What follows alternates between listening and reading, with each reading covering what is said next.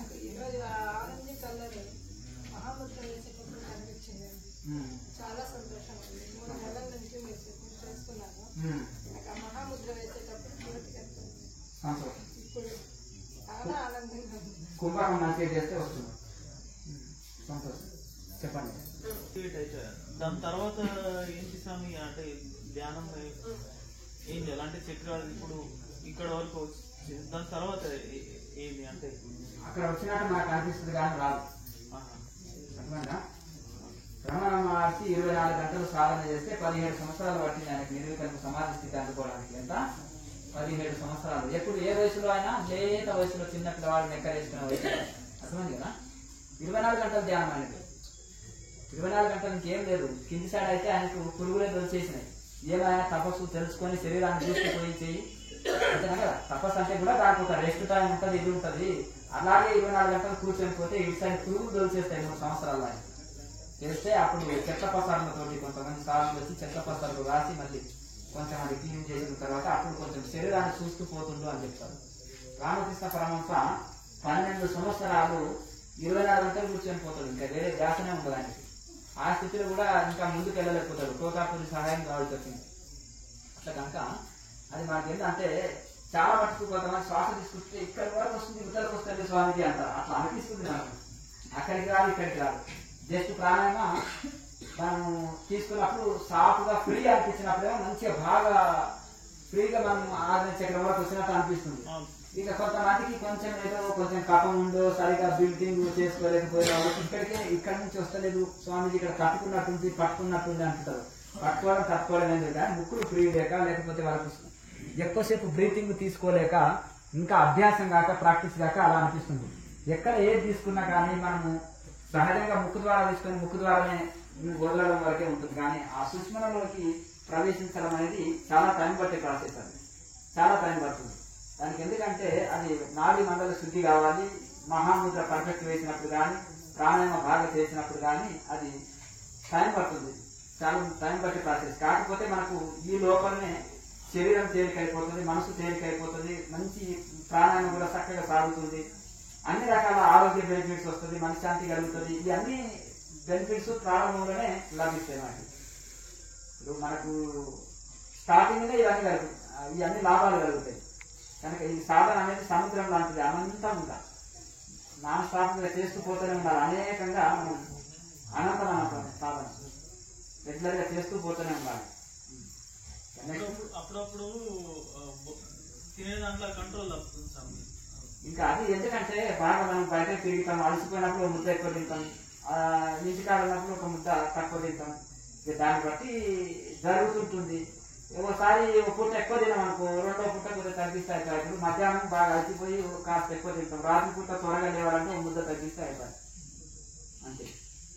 మధ్యాహ్నం ఎక్కువ తిన్నా సరే కానీ ఉదయం సాయంత్రాలు తక్కువ కొలిచేయాలి. ఎందుకంటే మధ్యాహ్నం తిరగడం ఉంటుంది, ఎక్కడొకటి అక్కడొకటి వాకింగ్ ఇవన్నీ పనులు ఉంటాయి కాబట్టి అది జీర్ణం అయిపోతుంది, ఆటోమేటిక్గా ఇది ఉంటుంది. మనం ఎట్లాగో ఉదయం మరి ఎల్లి వెళ్ళాలంటే సాయంత్రం కొంచెం ఏదైనా లైట్గా తీసుకుంటే సరిపోతుంది. స్వామి పొద్దున్న పరగడుకునే అల్లం అల్లం బెల్లాన్ని దంచుకున్నా సరే లేదంటే నవ్వులుగా తిన్నా సరిపోతుంది. ఈ ప్రాబ్లం బాగుంది స్వామి. అని చెప్పి అయితే నెక్స్ట్ ఈ చలికాలంలో కఫం వాళ్ళకు ఎక్కువ వస్తుంటుంది. చల్లటి వర్షాకాలం చలికాలం ఎక్కువ వస్తుంటుంది. అది లోపల కొంచెం చెమల ఉండడము, అలాగే కొంతమందికి రకరకాల ప్రాబ్లం తోటి అవి వస్తుంటాయి. ఇది అల్లం బెల్లం నమ్ముకొని తినండి, అది దగ్గు కూడా కంట్రోల్ చేస్తుంది. లేదా కషాయం 3 కటకాలని కషాయం తాగితే కంట్రోల్ వస్తుంది. సొంటి మిరియాలు పిప్పలు అంటారు. ఆయుర్వేద షాపులో దొరుకుతాయి, మూలికలు దొరికి షాపులో దొరుకుతాయి. అదే నేను 2001 నుంచే వస్తున్నాయి, మధ్యలో కంట్రోల్ రాలేదు. ఆ పొడి చేసి ఒక డబ్బాలో పెట్టుకొని అందులో ఇంకా బెల్లం వేసుకొని కషాయం రాసుకొని తాగాలి. రోజు తాగితే అది దగ్గు, సర్ది, జలుబు, కఫము ఇవన్నీ కంట్రోల్ చేస్తుంది. శుద్ధి కలుగుతలేదు, చేస్తున్నాను ఆసన శుద్ధి కలుగుతలేదు, ఓసారి కలుస్తుంది. శ్రద్ధ పెంచుకోవాలి, నిరంతరం చేయాలి. ఎప్పుడో గుర్తుకొచ్చినప్పుడు కాకుండా నిరంతరం చేయాలి. అవకాశాన్ని బట్టి కొన్ని ఆసనాలు కూడా ప్రాక్టీస్ చేసుకుంటే శరీరం ఫ్రీ అయిపోయి రిలీఫ్ అయ్యి మనం ఎక్కువసేపు కూర్చోగలుగుతాం. ఇవరకు మంచిగా కూర్చున్నారు మధ్యలో కొన్ని రోజులు పనిచేసిన అదే మన గ్యాప్ వచ్చింది కాబట్టి మన పూర్వం అంత శ్రద్ధతోటి మళ్ళీ చేయాలి. స్టార్టింగ్ లో ఒక 6 నెలలో 3 నెలలో సీరియస్ గా చేస్తారు. ఈ లోపల మంచి ఆసన చేయగలుగుతారు, ఎక్కువసేపు చేయగలుగుతారు. మధ్యలో మన ఏదో కొన్ని కారణాల వలన కొన్ని పనులుండో బిజీ ఉండో వైరాగ్యం తక్కువయ్యో ఏదో ఇక మధ్యలో గ్యాప్ వచ్చినాక మళ్ళా కుదురుతలేదంటే పూర్వం ఎంత వైరాగ్యం కలిగి ఉన్నారో, పూర్వం ఎంత తపనతోటి చేశారో మళ్ళీ అంత తపనతోటి చేస్తే మళ్ళీ ఒక నెల లోపల సెట్ అయిపోతుంది. మళ్ళీ అంటే మాలని అన్నీ సామి మళ్ళీ డెవలప్ మాలలు ఇష్టంగా మా సాము నుండి నువ్వు ఎందుకు వస్తున్నావు పూజ కంటే ఇక అది పూజకి వెళ్ళే గురుసారి పోతుండడం వల్ల ఇది మానేస్తరకు అదే చెప్తున్నాను. ఇది ఒక ఆయన అయ్యప్ప మాల 20 సార్లు వేశాడంట. క్రియాయోగం 2 సంవత్సరాలు చేసే వరకు మంచి బెనిఫిట్ వచ్చింది. మళ్ళా 41 రోజులు పూజ అనేది పొద్దున్న లేచి పూజకి వెళ్ళడమే ఉంటది కదా. మళ్ళీ ఎక్కడ పని పూజలు చెప్తారని రోజు ఒక నెల పిలుస్తుంటారు కదా. ఈ లోపల గ్యాప్ చూడలేదు స్వామీజీ. ఇవన్నీ బిగినింగ్ స్టేజే కదా. సరే ఇప్పుడు కంట్రోల్ తప్పి ఫోన్ చేసే వాళ్ళకి, కొద్దిగా స్మోకింగ్ డ్రగ్స్ చేసే వాళ్ళకి, లేకపోతే క్రమశిక్షణ లేని వాళ్ళకి ఈ మాల అనేది కొంత ఉపయోగపడుతుంది. ఎందుకంటే ఒంటి పూట భోజనం, నీళ్ళ మీద పడుకోవడం, చన్నీటి స్నానం, చెప్పులు లేకుండా తిరగడం, కొంచెం సదాచారం ఇవన్నీ లోపల చిన్న చిన్న ఏమైనా వ్యసనాలు ఉంటాయి కూడా. ఊరికే టీవీ తాగేటోళ్ళు కానీ, ఊరికే స్మోక్ చేసేటోళ్ళు కానీ, డ్రంక్ చేసేవాళ్ళు చిన్న చిన్న వ్యసనాలు మారుకుంటారు. ఈ 41 రోజులు కొంచెం ఇది ఉంటుంది కనుక వాళ్ళకు ఇవన్నీ కంట్రోల్ వస్తాయి. అంటే బిగినింగ్ స్టేజ్ లో ఒక క్రమశిక్షణ, ఒక పద్ధతిలోకి మనల్ని నడిపేయడానికి బిగినింగ్ స్టేజ్ లో కొంతవరకు పనికొస్తాయి. అంతేకాని ఇది ఇప్పుడు 100 సార్లు వేసినా 50 సార్లు వేసినా ధ్యానం చేయకపోతే ఎక్కువ బెనిఫిట్ పొందడం. పూజతోటి కొంచెం ఒక తృప్తి లభిస్తుంది, ఒక మంచి పని. కానీ అక్కడే ఆగకుండా దాంతో పాటు మానేసినప్పుడైనా నష్టమే ఉంది. క్రియ కూడా చేసుకోండి దాంతో పాటు, పూజతో పాటుగా. ఆ సమయం దొరకదు. అదే 24 సంవత్సరాలు లేవండి. అదే నేను గురువు కావాలని ఆంజనేయ స్వామి గుళ్ళ తపస్సు చేస్తే నువ్వు దర్శనం ఇచ్చిన 2001లో మీ కాడికి వచ్చిన. అంటే ఒక సంవత్సరం ఇప్పుడు ఈ మధ్యలో ఆశించే దశగా వస్తుంది కాదు. ఒకటే చెప్తున్నా చూడండి. ఇక్కడ ఒకటి ఏంటంటే మనము ఇది లైఫ్ లాంగ్ దీక్ష. ఇది అన్ని దీక్షలు 41 రోజులు దీక్ష లేదంటే 21 రోజులు దీక్ష చేస్తారు కదా. ఈ క్రియాయోగం అనేది లైఫ్ లాంగ్ దీక్ష. అంటే దీనికి బట్టలు మార్చనక్కర్లేదు, మనం ఏం గుళ్ళో స్టే చేయనక్కర్లేదు, ఇంట్లోనే ఉంటాము, వైరాగ్యం కలిగి ఉంటాము, మితాహారాన్ని తీసుకుంటాం, ఇది ఉంటుంది. ఏం చేసేస్తారంటే ఉపవాసం అని మధ్యాహ్నం పూట కేజీ లాగించేస్తారు. పుట్ట బరువు అయిపోతుంది, ఇది బరువు అయి జరుగుతుంటారు కొంతమంది. ఇక్కడికి అక్కడికి జరుగుతుంటారు. పడిపోయి మనుషులుగా ఒక గంట సేపు పడుకుంటేనే మనుషులు వాళ్ళకి కంట్రోల్ ఉండదు. బాడీ ఏది పాటు అట్లా అయిపోతుంది. ఎవరా కొట్టేవాళ్ళు అంతా. ఇప్పుడు అంత ఉపవాసం రోజంతా ఉండి ఒకే పూట బాగా లాగించవలసిన అవసరం ఏమొచ్చింది? దానికంటే ఇలా 3 పూటలు ఇంత మితాహారం తీసుకుంటే శ్రేష్టం కదా. అంటే చాలా మంది మానేస్తేనే లాభ అవుతుంటారు. ఏ వెయిట్ పెరుగుతుంటారు, ఫిగర్ మరి అప్పులో అడగలేదు, స్వామి అని గౌరవిస్తారు. అంతవరకు ఏమైనా ఎప్పుడు ఇస్తామని అనేవారు కూడా ఏదో మానేసింది అయిపోయింది అని. ఇంకా ఎవరు అప్పుల బాధ ఉండదు, ఏ ఘోరం ఉండదు, భార్య కూడా ఏమనదు, ఇబ్బంది పెడతారు. ఎందుకంటే అది తీసుకురా, ఇది తీసుకురా, ఇంట్లో నగలు తీసుకురా, చీరలు తీసుకురా, అది చేయకపోతే ఇది చేయకపోతే ఆమె ఏదో మానేసింది, పని తక్కువ చేస్తారు కదా, ఇవ్వటి ఏదో పూజలు చేస్తున్నాడు అని ఆమె కూడా ఎక్కువ ఇబ్బంది పెట్టదు. ఇవన్నీ తగ్గే వరకు ఫిగర్ అంతా ఎన్నిక అయిపోతుంది. ఏ టెన్షన్ ఉండదు కాబట్టి కిందది యథార్థంగా తింటారు, ఉదార్థంగా పండుకుంటారు. అంతేనా కదా. అంటే ఒక్కటి స్వామి, పూజ కన్నా ధ్యానం మీదనా పూజ మీదనా మా సాములు ఏమంటారంటే 27 మంది వేయించినాడు మాలను, నువ్వు సరిగా గుళ్ళకి వస్తలేవు, నేను పైన రూమ్ వేసుకున్నాను ధ్యానం కోసం అని 3 సంవత్సరాలు చేయబట్టి నువ్వు ఎందుకు వస్తలేవు, నువ్వు ఎందుకు వేసినావు మాల, మమ్మల్ని ఎందుకు వేయించినావు పంచాయతీ. బిగినింగ్ స్టేజ్ లో అట్లే ఉంటది. ఇప్పుడు మనం దాన్ని చేసినప్పుడు దానికి మనం న్యాయం చేయాలని అంటారు. ఇప్పుడు 1వ తారీఖు కరెక్ట్ అనాలి, 2వ తారీఖు 2 కరెక్ట్ అనాలి, లేకపోతే చేయరాదు. అంతేనా కదా. ఏం చేస్తున్నప్పుడు అది కరెక్టే. 1లో 1 కరెక్టే, 2లో 2 కరెక్టే, 5లో 5 కరెక్టే, 10లో 10 కరెక్టే, డిగ్రీలో డిగ్రీ కరెక్టే, పిహెచ్డీలో పిహెచ్డీ కరెక్టే. అంతేనా. టీచర్ అయినాక స్కూల్కి ఎందుకు పోతారు, పాఠాలు చెప్పడానికి పోతాడు. అంతేనా కదా. ఇంజనీర్ అయింది ఆయన, ఓ డాక్టర్ అయింది, మన స్కూల్కి రావాలంటే కాలేజీకి రావాలంటే. అంతేనా కదా. ఏ ఉద్యోగం కోసం చదివిందో ఆ ఉద్యోగం వచ్చింది ఆయనకి. అట్లా ఇది ఒకటి ఏంటంటే పూజా కోటి సమం స్తోత్రం, స్తోత్ర కోటి సమం జప, జపకోటి సమో ధ్యానం, ధ్యాన కోటి సమోదయన.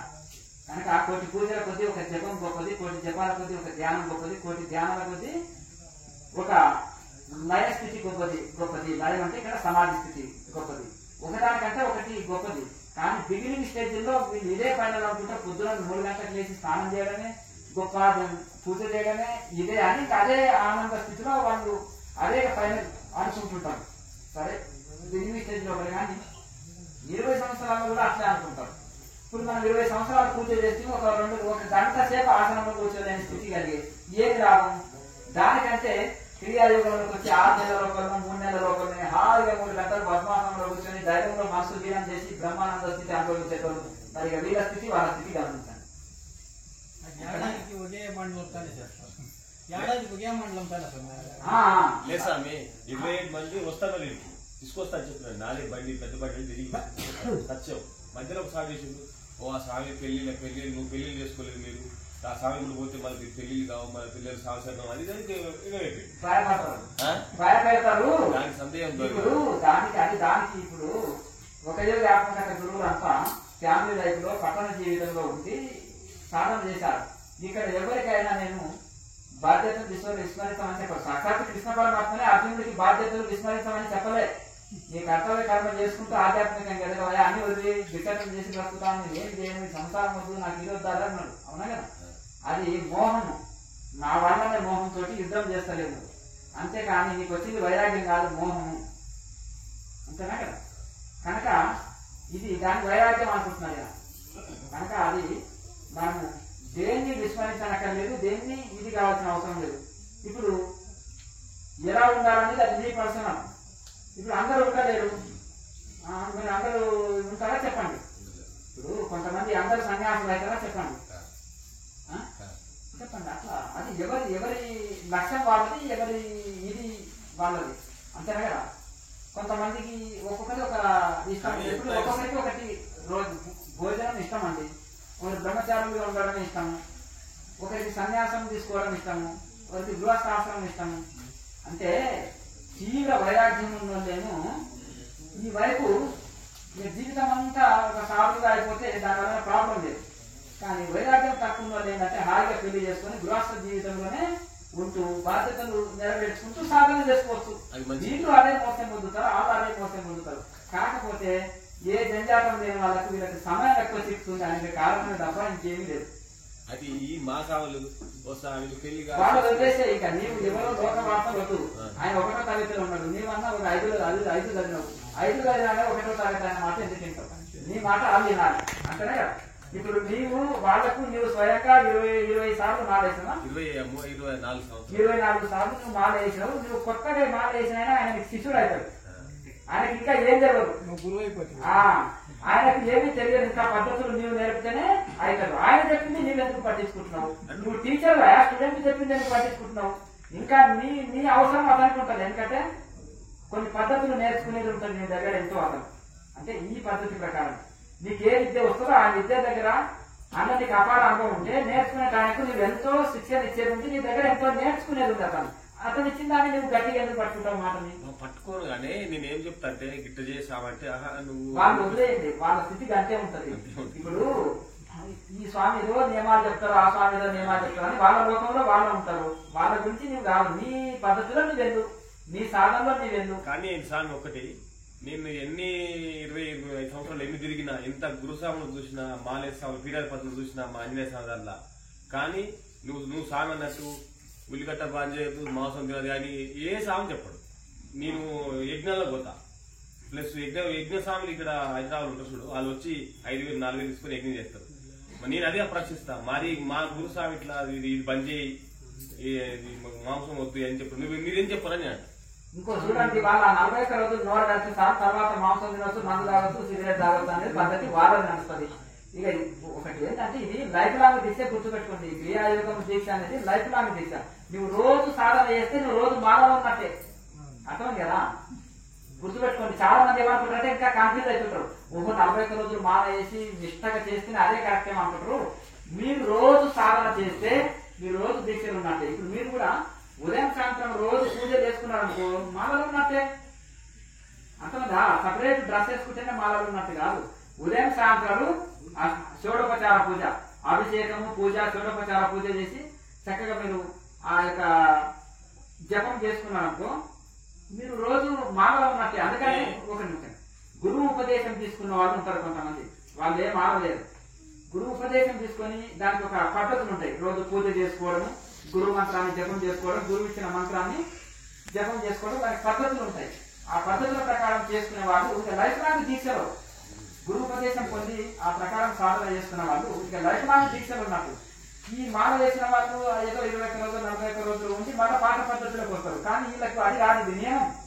వీళ్ళు బాధ్యతలు అన్ని నెరవేర్చుకుంటూ అన్ని పనులు చేసుకుంటూనే లైఫ్ లాంగ్ ఆధ్యాత్మిక జీవితాన్ని కొనసాగిస్తారు అన్నమాట. ఇంకా వాళ్ళతో ప్రత్యేకమైన మార్గంతో అవసరం లేదు. అంటే అసలు మనసు కంట్రోల్ లేకుండా లేకపోతే ఇంకా రకరకాల సమస్యల్లో ఉండి కొంచెం ఆధ్యాత్మిక లాభం పొందాలన్నది దీనిలో కొంత హెల్ప్ చేస్తుంది. ఇప్పుడు మాల వేయడం వల్ల కొంత వాళ్ళకి సహాయకారి అట్లా. కానీ ఎక్కడ చూసినా అని ఇంత ఉత్తమమైన గ్రూప్ దొరకలేదు సార్. వదిలేయండి లోక వార్తలు, మనకు అవసరం లేదు. ఇప్పుడు నీకు ఒక మంచి భోజనం, ఇది ఆరోగ్యకరమైన భోజనం అని చూసాము. బయట భోజనం అక్కర్లేదు కదా. ఆ రుచికరమైన భోజనం ఆరోగ్యాన్ని ఇచ్చేది, మనకు ఆరోగ్యం ఇచ్చే భోజనం, మంచి భోజనం దొరికిన తర్వాత ఇతర భోజనం ఆలోచించాం కదా. ఇప్పుడు అమృతం దొరికింది, జావ కోసం అంబలి కోసం ప్రయత్నం చేయం కదా. మరి అంతే. ఆంజనేయ స్వామి మంత్రాలు మొత్తం నేర్చుకుని అన్ని వస్తాయి, పూజ మొత్తం వస్తుంది. కానీ అంతకన్నా లాభం ఎక్కువ ఇది స్వామి చెప్పిందంటే ఉంది. ఇప్పుడు నీవు రామాంజనేయ సభ హనుమంతుని భక్తుని 24 సార్లు మాల వేసినావు, బ్రహ్మచారిగా ఉన్నావు, మంచిగానే ఉంది. హనుమంతుడికి రాముడు ఏ ఉపదేశం చేసిందో ఆ పుస్తకం చదువు, రామాంజనేయ సంవాదం అనే పుస్తకం చదువు. అటువంటి కదా అది నాగబిందు కళలు అంటే ఏంటిది, అలాగే సాంఖ్య తారక మనస్కం అంటే ఏంటిది, అష్టాంగ యోగం అంటే ఏంటిది, మంత్ర జపం అంటే ఏంటిది, సాధనలు చేస్తే అష్టాంగ యోగం చేస్తే ఏ ఫలితాలు వస్తాయి అనేది అందులో చాలా అద్భుతమైన శుద్ధ వేదాంత గ్రంథము, గొప్ప యోగ శాస్త్రము, చాలా అద్భుతమైన నాగబిందు కళలు అంటే అందులో వస్తుంది సబ్జెక్టు. అంటే అది యోగ శాస్త్రం ఉంది, వేదాంత శాస్త్రం ఉంటుంది, అన్ని శాస్త్రాలను రంగరించి ఉంటుంది అది.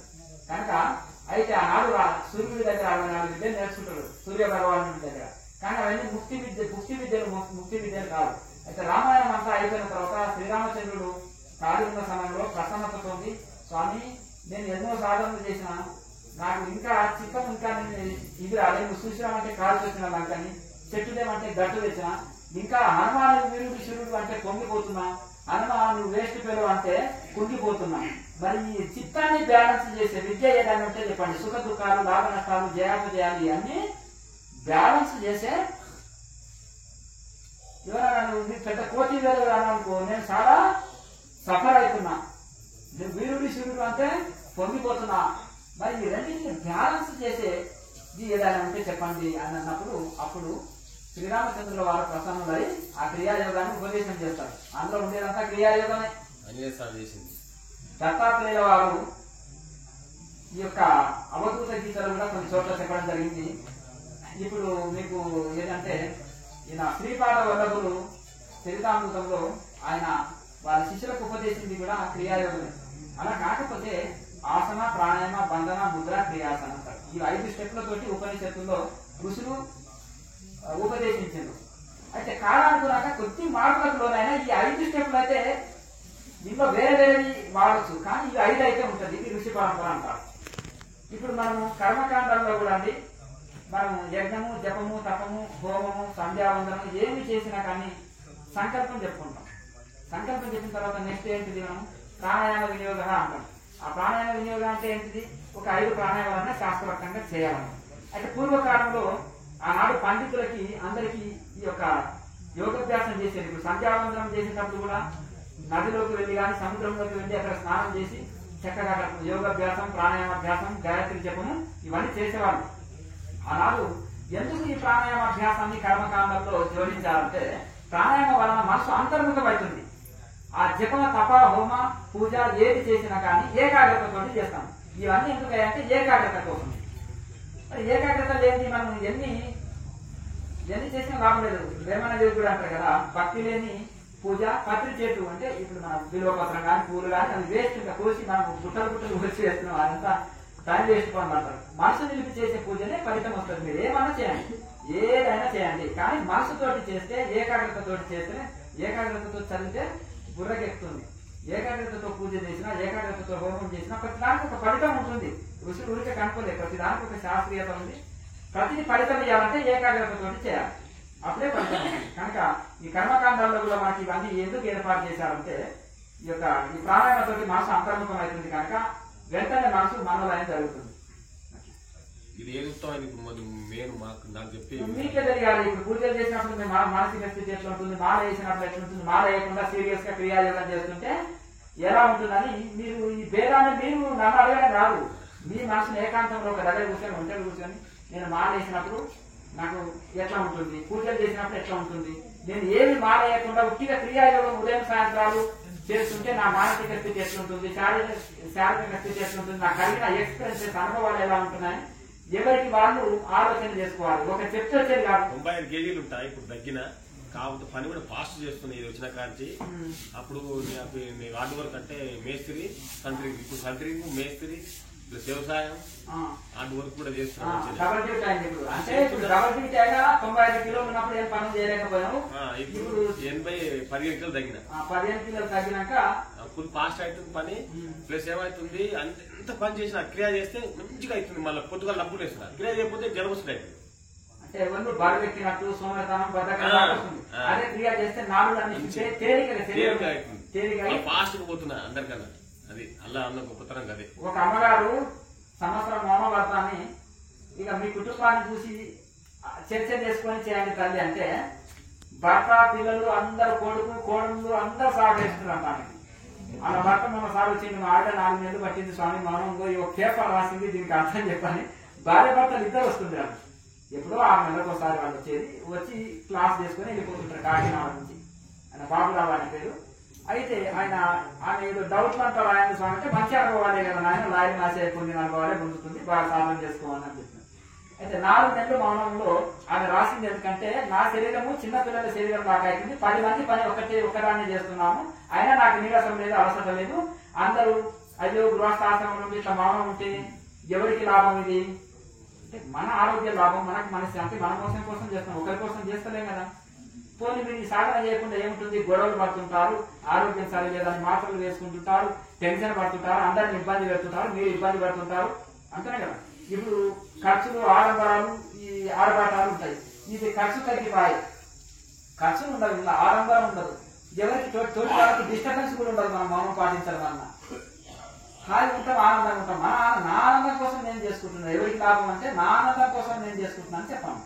నువ్వు వైన్ ఎందుకు లాభం అంటే నా ఎంజాయ్ అంటాడు, గొప్పగా చెప్తారు, అవునా. మరి అది ఆరోగ్యం పాడు చేసేది, డబ్బులు ఖర్చు అయ్యేది ఆయన గొప్పగా చెప్పుకుంటున్నాడు. మరి దీంతో డబ్బులు ఖర్చు లేదు, ఆరోగ్యం చక్కటి ఆరోగ్యం ఇచ్చే ఇది ధ్యానం చేసుకుంటే దీనివల్ల ఎవరికి ఇబ్బంది లేదు కదా. ఇప్పుడు మనం చేసే పని మనకు కూడా ఇబ్బంది కలిగచ్చు, కలిగించకూడదు. ఇప్పుడు వైన్ తీసుకున్నాం అనుకో, మన డబ్బులే కావచ్చు, మనమే ఇది తీసుకోవచ్చు, కానీ మన శరీరానికి హాని కలుగుతుంది కదా. కనుక అట్లా ఇది మనకు మనం కూడా నష్టం కలిగించుకోవద్దు కదండి, మనకు మనం లాభం కలిగించుకోవాలి కదా. ఎవరికి బయట వాళ్ళకి నష్టం కలిగిస్తారు, కానీ నీకు నువ్వు కూడా నష్టం కలిగించుకోవద్దు కదా. ఇది అవివేకుల పని కదా. చిన్నపిల్లవాడు తన చేతి తను కోరుకుంటాడు, తన నెత్తిని తల్లికి అడిగింది అనుకో గోడ కొట్టుకుంటాడు, వాడికే దెబ్బ జరుగుతుంది. అంటే తనకి మన దుఃఖాన్ని కలిగించే వారిని ఏమంటారు, చిన్నపిల్లవాడు అంటారు, అంటే మెచ్యూరిటీ లేని మైండ్ వాడు అంటారు.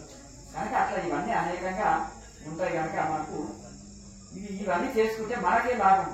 ఇప్పుడు మనం కర్మయోగం చేస్తే ఎవరికి లాభం, కుటుంబానికి లాభం, సమాజానికి శ్రేయస్సు కలిగిస్తుంది. ధ్యాన యోగం చేస్తే ఎవరికి లాభం, స్వయం లాభం, ఎవరికి వాళ్ళకు మోక్ష స్థితిని అనుకుంటే ఆరోగ్యం పొందుతాము, శాంతి పొందుతాము, మోక్షం పొందుతాము, స్వయం లాభం పొందుతాము. కుటుంబానికి సమాజానికి న్యాయం చేస్తా కానీ తనకు మరి నాకు నేను నష్టం చేసుకుంటా అంటే ఎట్లా, అంతే కదా. నీకు కూడా న్యాయం చేసుకోవాలి కదా. మన మానవజం వచ్చింది, మోసం కోసం వచ్చింది. మరి అన్ని బాగా 24 గంటలు ధైర్యం చేసినట్టు పనులు చేస్తే మాత్రం నేను ధ్యాన యోగం చేయాలంటే నీకు నష్టం చేసుకున్నట్టే కదా, అంతనే కదా. ఆత్మ అంత హత్య చేసుకున్నట్టు ఇది మౌనంగా. ఇప్పుడు అయితే అట్లా అటు కర్మయోగం చేయి, కుటుంబానికి మంచిది, సమాజానికి మంచిది. ఇటు ధ్యాన యోగం చేయి, నీకు మంచిది, ఎవరికి వాళ్ళకి బెనిఫిట్. ఈ రెండింటిని విడవరాలు. అందుకనే 3వ అధ్యాయమేమో కర్మయోగము, 6వ అధ్యాయం ధ్యాన యోగం. ఈ 2 విడవరాలు, కర్మయోగం విడవరాలు, ధ్యాన యోగం విడవరాలు. ఇప్పుడు దేహం వచ్చినట్టు భోజనం కావాలి, పని చేయాలి కదా ఎవరికి. దాని కర్మయోగం తప్పదు ఎవరికైనా. ధ్యాన యోగం ఎందుకంటే ఎవరికి వాళ్ళు ఎంటర్టైన్మెంట్ పొందాలి, మోసం పొందాలంటే ధ్యాన యోగం తప్పనిసరి ఉండాలి. ఆ ధ్యానానికి యోగము, ప్రాణాయామ, అభ్యాసం సహాయకాలు, అది తప్పనిసరి చేయాలి. అట్లా కనుక ఈ 2 కాళ్ళు, 2 చేతులు, 2 కళ్ళు, ఈ 2 ఉంటేనే కరెక్ట్ గా. లేదంటే ఒక కన్ను ఉంటే గుడ్డి వాళ్ళు అంటారు, ఒక కాలు ఉంటే కుంటి వాళ్ళు అంటారు. అట్లా కనుక 2 ఉంటేనే బ్యాలెన్స్డ్ గా ఉంటుంది. కనుక ఈ రెండింటిని బ్యాలెన్స్ చేస్తూ పోతున్నాను. అయ్యా అది మా పాప ఇక నేను అయిపోయిందా డౌట్ ఇంకా ఉందా? ఉంది కానీ మధ్యాహ్నం సాగు వచ్చింది ఆ, మనకు. సరే, నాకు పూర్తి చేయి, చెప్తాను.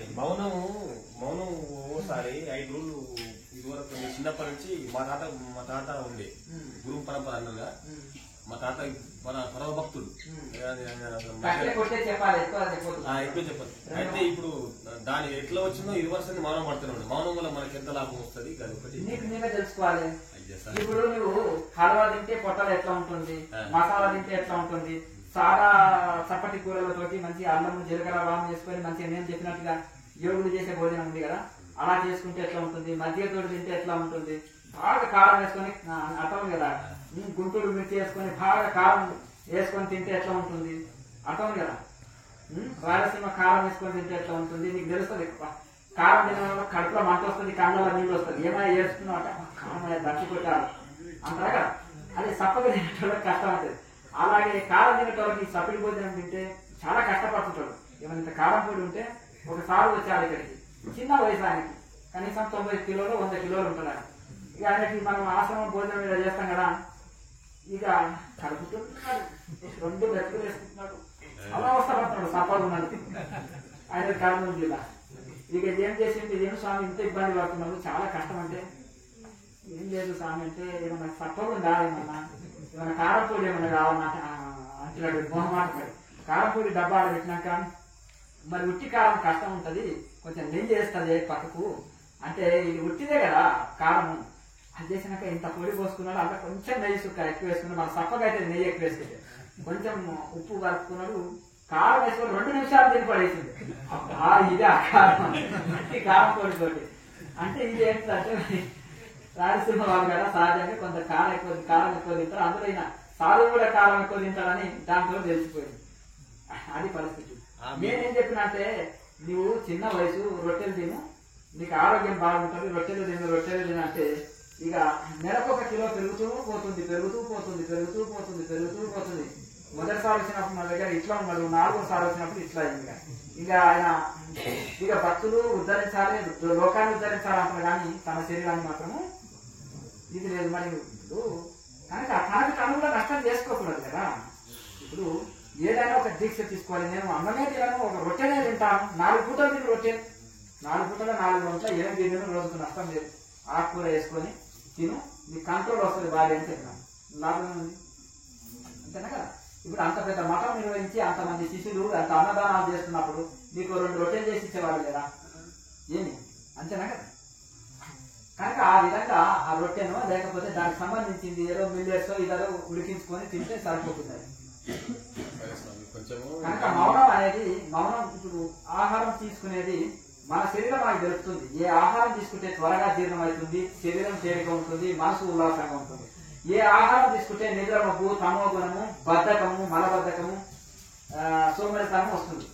తమోగుణం ఉల్లిపాయ, వెల్లిపాయ, మాంసం ఇవన్నీ తీసుకున్నప్పుడు తమోగుణము, మలబద్ధకము, ఇవన్నీ నాలుగు అశుద్ధి, గ్యాస్ ట్రబుల్ ప్రాబ్లము, అలాగే ఇంకా కొన్ని రకరకాలుగా ఉంటుంది. గ్యాస్ ఫామ్ అయినప్పుడు మోకాళ్ళ నొప్పులు వస్తాయి, క్యాన్సర్ రోగానికి కారణం అవుతాయి, లోపల మలాలు చేరిపోతాయి, రకరకాల కారణాలు అవుతాయి. ఎవరికి పొట్ట క్లీన్ ఉందో శరీరం అంతా క్లీన్ ఉంటుంది. పొట్ట ఎవరికి క్లీన్ లేదో వాళ్ళకి అన్ని రోగాలు వస్తాయి, 1 by 1 ఇంకా చేకూరుతుంటాయి. కనుక ఆహారం తీసుకున్నప్పుడే మన శరీరం మనకు తెలుపుతుంది, ఒక చెప్పనక్కర్లేదు, మన శరీరం మనకే చెప్తుంది. దాన్ని బట్టి ఇది ఫాలో కావడం. పొట్టలో ఇబ్బంది కలిగించింది అనుకో, ఆ ఫుడ్ వదిలేశాడు. శరీరానికి ఉల్లాసాన్ని, తేలికదనాన్ని ఇచ్చింది అనుకో, దాన్ని కంటిన్యూ చేయడం అంతే. ఇక మౌనం వలన శక్తి ఖర్చు కాదు. మీతోటి మాట్లాడాలంటే 1 కేజీ తినాలి బాబు అంటారా? ఎందుకంటే ఎక్కువ మాట్లాడితే ఎక్కువ శక్తి ఖర్చు అవుతుంది అని అంటారు. కనుక మౌనంతో శక్తి ఖర్చు కాదు. ఒకటి మౌనంతో సమయం వృధా కాదు.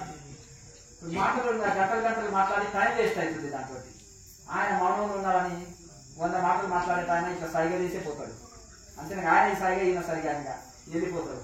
దానివల్ల టైం వేస్ట్ కాదు.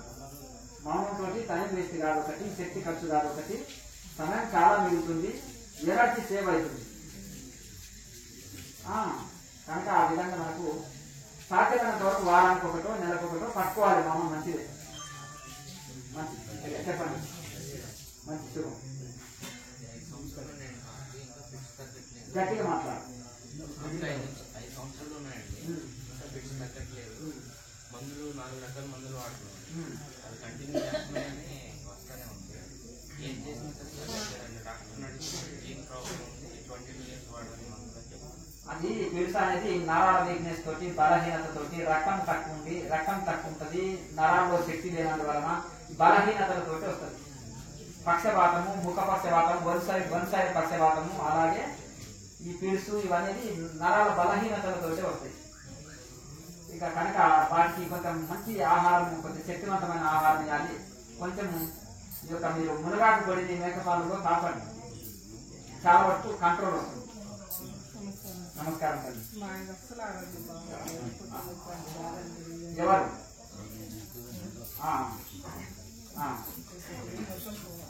అవన్నీ మారుకుంటే ఆయన కొన్ని ఉన్నాయి కాదు, ఆయన కొన్ని అలవాట్లు ఉన్నాయి, అవి మారుకుంటే అన్ని చక్కగా అయిపోతుంది. అంతేనా కదా?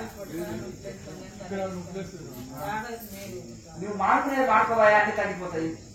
అక్కడనా నా పొట్ట తగ్గడానికి ఏమన్నారు? ఎవరికి పొట్ట తగ్గదు, ఆయన పొట్ట ఏమైంది తల్లి? నార్మల్ ఎందులో రాయొచ్చింది?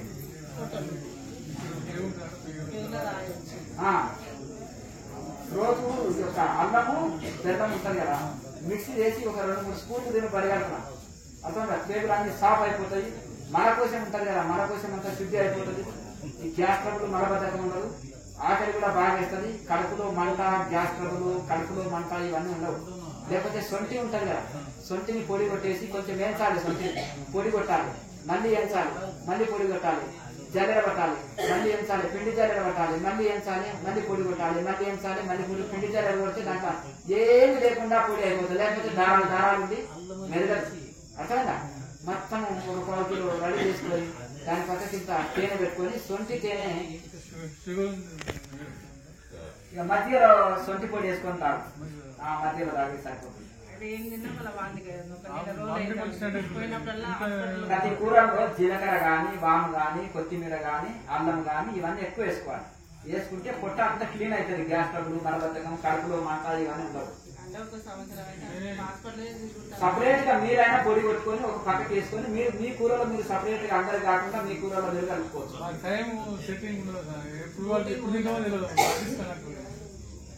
క్యారియర్ తీసుకొని ఎక్కడన్నా క్యారియర్ తీసుకొని పోవాలి. అది మన ఆరోగ్యం కంటే మంచిది కాదు. ఇంటికాడ క్యారియరే తీసుకోవాలి. చూసుకోవాలి సాధ్యమే.